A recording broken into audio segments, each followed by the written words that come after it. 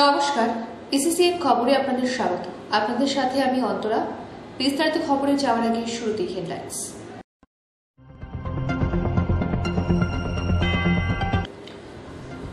সাত সকালে শিলিগুড়ির হায়দারপাড়ায় অগ্নিকাণ্ডের ঘটনা।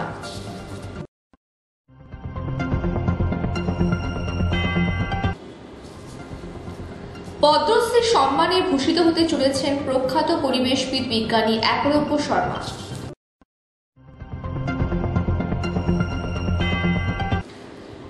ফালাকাটা ধূপগুড়ি হয়ে জলপাইগুড়ি আসছেন না রাহুল গান্ধী। আসছে বিস্তারিত খবরে।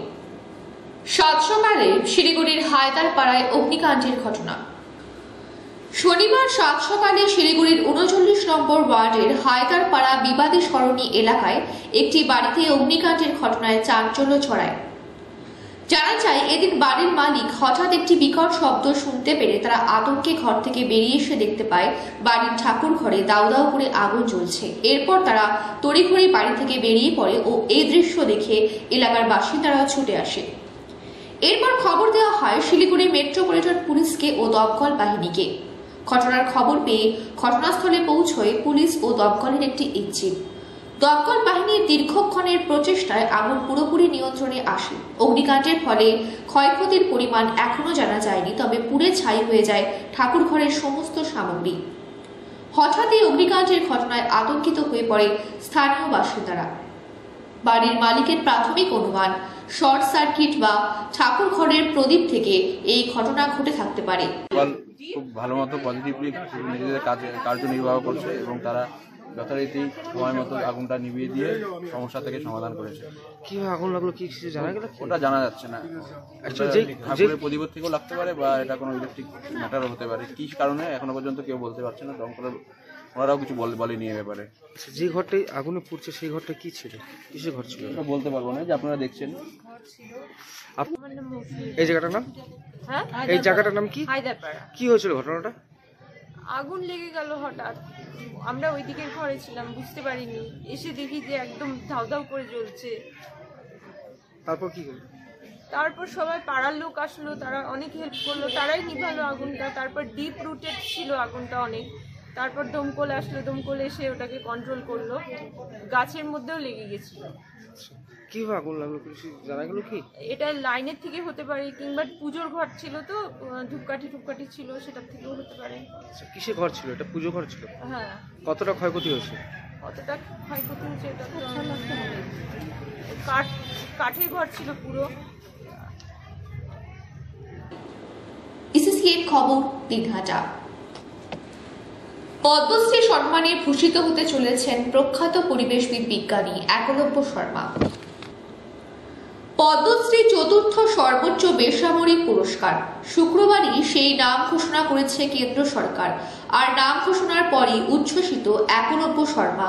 মূলত হিমালয় ও হিমালয় পাদদেশের পরিবেশ, বাস্তুতন্ত্র, জীববৈচিত্র্য, সংস্কৃতি ও কৃষ্টি নিয়ে গবেষণায় তাকে পদ্মশ্রী সম্মানে ভূষিত করেছে কেন্দ্র সরকার।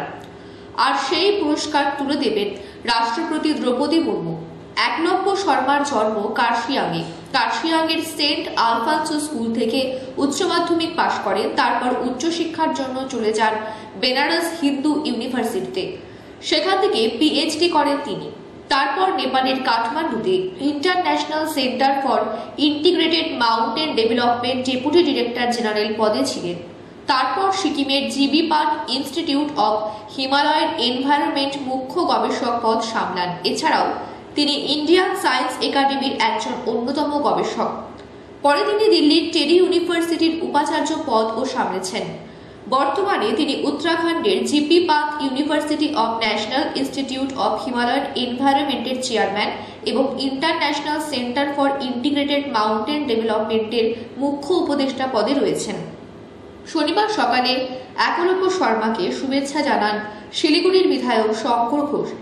বর্তমানে শিলিগুড়ি পৌর নিগমের ৪৬ নম্বর ওয়ার্ডের বাসিন্দা একলব্য শর্মা জানান, পাহাড়ের বাস্তুতন্ত্র নিয়ে খেলা করা উচিত নয়। পাহাড় পৃথিবীর খুব সংবেদনশীল অংশ। सिक्किमेर मतो घटना থেকে তার শিক্ষা নেওয়া উচিত।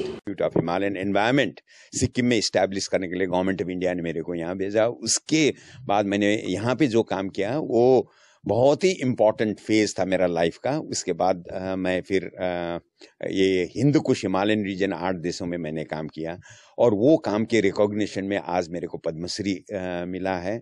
और ये पद्मश्री मिलने पे मैं बहुत खुश हूँ, क्योंकि एक छोटा सा गांव और प्रैक्टिकल काम करके और उसमें साइंस के साथ साथ आगे बढ़ने का जो मैंने प्रयास किया था, वो प्रयास में मैं काफ़ी फील करता हूँ कि मैंने काफ़ी अच्छा प्रोग्रेस किया है। वो आज भारत सरकार ने उस प्रोग्रेस को देख के मान्यता दिया है और पद्मश्री के रूप में। इससे बड़ा दिन मेरे लिए क्या हो सकता है। मैं भारत सरकार को बहुत बहुत धन्यवाद देता हूं, और मैं सबको जो मेरे साथ काम किए शुरू से। अब मैं बता रहा हूं, जो कालिम्पोंग के फॉरेस्ट में मैं जब काम करता था, वहां का गार्ड से लेकर और बहुत बड़ा बड़ा UN जैसे बड़े बड़े ऑर्गेनाइजेशंस, गवर्नमेंट ऑफिशियल, सबके साथ मैंने काम किया है 40 साल। तो उन सबको भी मैं धन्यवाद देता हूं, क्योंकि आज मैं यहाँ पहुंचने में उन्होंने भी मेरे को मदद किया है, अपने अपने लेवल से, अपने अपने तरीके से मदद किया। किसी ने जो है कि प्लांट का सैंपल कलेक्ट करके, सॉइल सैंपल करके किसी ने किया, किसी ने कम्युनिटी का नॉलेज देने में हमको काम किया है। বিজ্ঞানের একজন সহকর্মী সহযাত্রী তিনি যখন পদ্মশ্রী পুরস্কার পান, অবশ্যই সেই গর্বের মাত্রা অনেক বাড়িয়ে দেয়। এবং আমি সবথেকে খুশি হয়েছি যে বিষয় নিয়ে আরো অনেক বেশি চর্চা, গবেষণা, দৃষ্টি আকর্ষণ করা দরকার, সেই বিষয়ের উপরে তিনি কাজ করেন।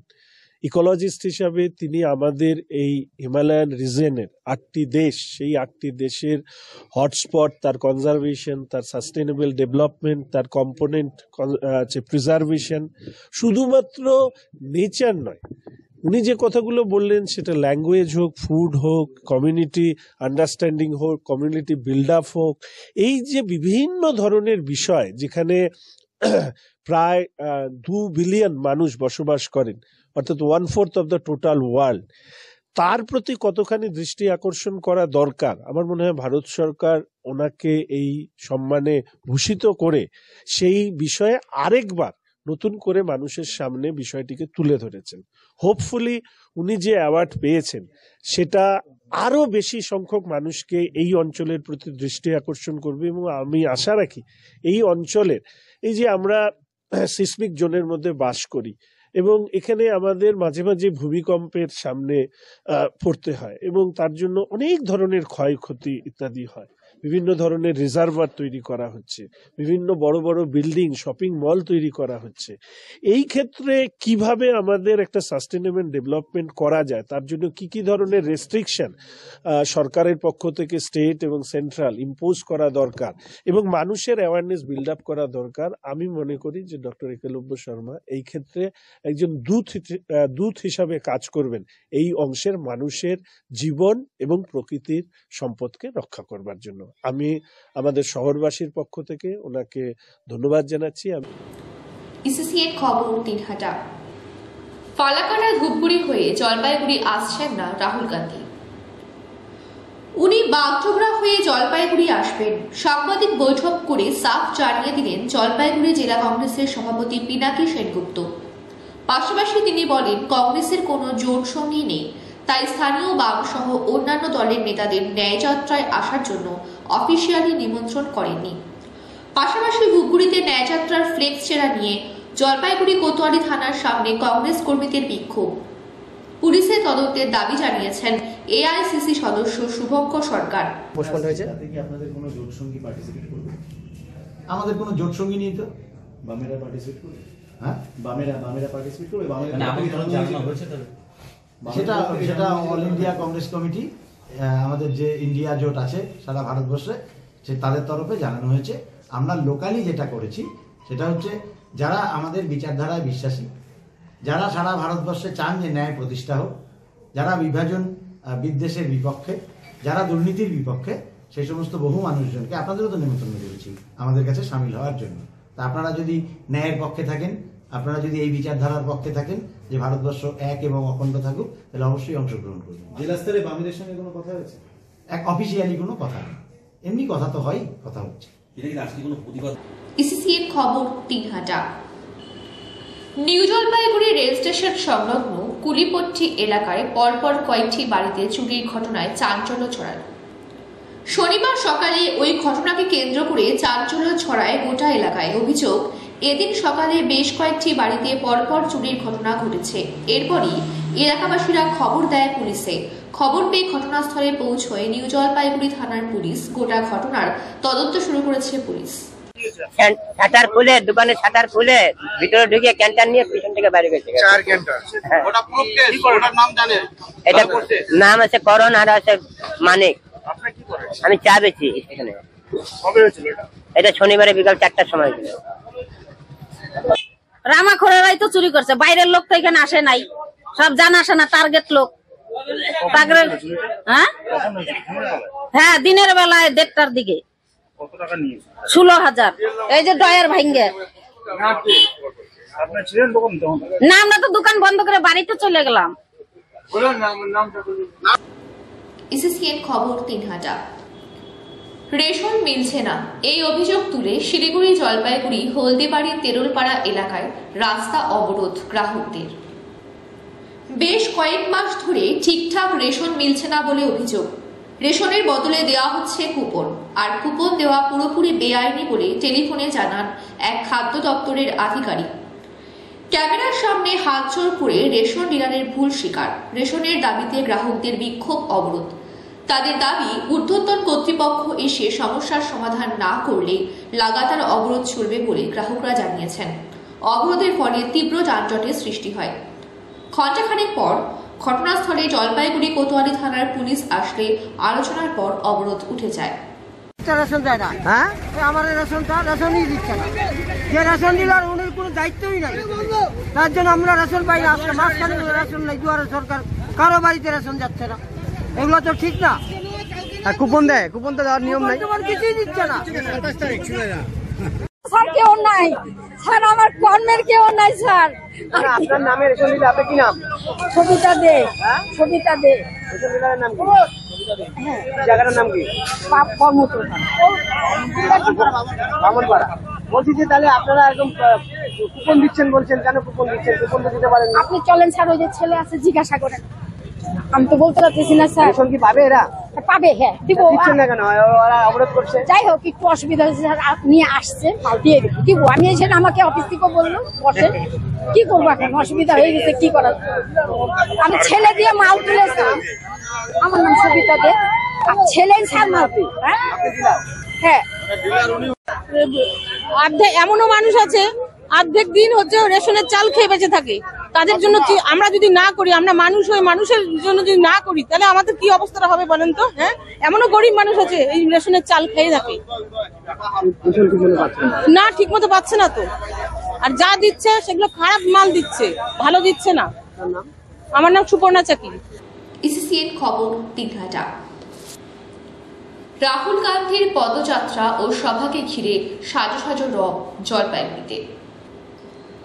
ভারত জোড়ো ন্যায়যাত্রা করতে জলপাইগুড়ি আসছেন রাহুল গান্ধী। জানা গেছে 28শে জানুয়ারি বেলা 2টায় জলপাইগুড়ি পিডব্লিউডি মোড়ে নেতাজি মূর্তিতে মাল্যদান করে তিনি পোস্ট অফিস মোড় হয়ে কদমতলায় যাবেন এবং সেখানে তিনি সভা করবেন। জলপাইগুড়ির সভা সেরে তিনি সেখান থেকে জলপাইগুড়ি শহর সংলগ্ন শিরিষতলা মোড়ে ইন্দিরা গান্ধীর মূর্তিতে মাল্যদান করে শিলিগুড়ির দিকে চলে যাবেন। এই কর্মসূচিকে সফল করতে ইতিমধ্যে ব্যাপক প্রচার কর্মসূচি চালাচ্ছেন কংগ্রেস নেতা কর্মীরা। শহরের বিভিন্ন জায়গায় পথসভা করা হচ্ছে। পুরো যাত্রাপথ ফ্লেক্স ও কাট আউট দিয়ে সাজিয়ে তোলা হচ্ছে।